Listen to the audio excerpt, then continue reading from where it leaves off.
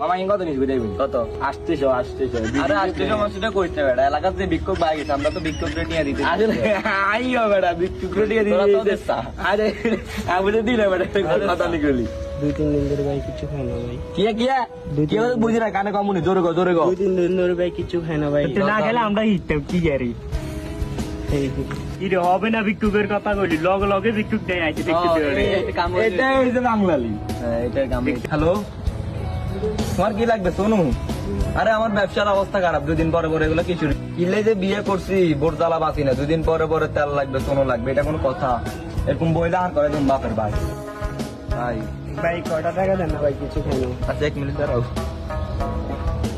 কি ভাই কদিন আগে দিলেন 20 টাকা আমার কাছে 10 টাকা দিলেন ভাই। আরে ভাই বিয়ে শাদী করছি বোর জ্বালা শান্তি নেই ভাই গরিবের হক বেটা তুই বোর কাজে কিনলে খরচ করিস বেটা।